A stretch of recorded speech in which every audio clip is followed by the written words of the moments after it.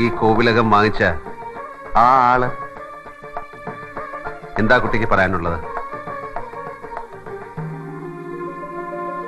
കൃഷ്ണവർമ്മ തമ്പുരാൻ. എന്താ നിങ്ങളുടെ ഉദ്ദേശം? അല്ല ബൈ, നിങ്ങൾ മോള് ഇവിടുന്ന് ഒഴിയില്ലാന്ന് തന്നെയാ? ഇത് അന്തസ്സുള്ള ഇടപാടാണെന്ന് തോന്നണ്ട തമ്പുരാന്. ഇല്ല, അറിയാഞ്ഞിട്ടല്ല, നിവൃത്തിയില്ലാത്തോണ്ട്. നിവൃത്തിയും നിവൃത്തികേട് എനിക്കറിയേണ്ട കാര്യമില്ല.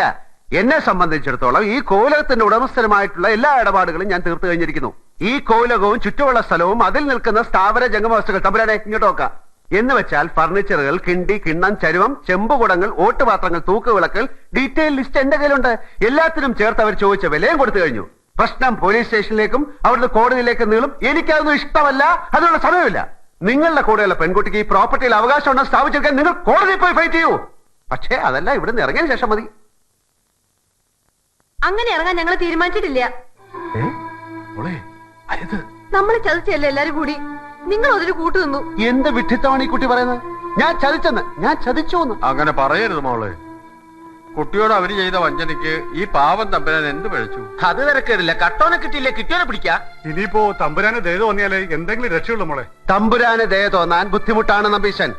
എത്രയും വേഗം ഇവർ ഇവിടെ നിന്ന് ഇറങ്ങി തരിക എന്നല്ലാതെ മറ്റൊരു ഡയലോഗും ഇക്കാര്യത്തിൽ വേണ്ട. എന്റെ സ്വഭാവം ചില സമയം വളരെ ചീത്തയാണ്. ഭീഷണിപ്പെടുത്തൊന്നും വേണ്ട, ഇറങ്ങാൻ എനിക്ക് മനസ്സില്ല. എന്നാലോ എന്താ ചെയ്യ?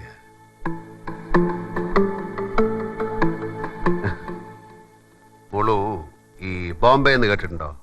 ബോംബെ ഇപ്പൊ മുംബൈ എന്ന് പറയും. അവിടുത്തെ ചേരികൾ, സ്ലംസ്, ലോക പ്രസ്ഥ.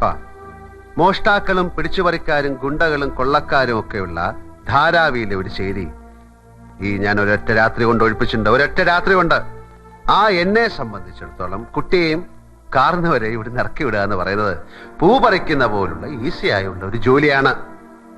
അയ്യോ തമ്പുരാൻ, ഗത്യന്തരമില്ലാതെ വന്നപ്പോ ആ കുട്ടി അങ്ങനെയൊക്കെ പറഞ്ഞു പോകുന്നതാണ്. തമ്പുരാൻ ക്ഷമിക്ക, പാവമാ. അത്ര പാവമൊന്നുമല്ല.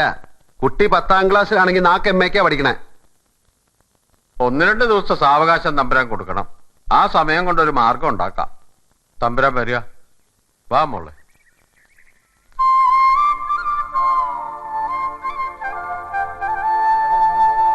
നോക്കി പേടിപ്പിക്കുന്നു ഉണ്ടക്കണ്ണി.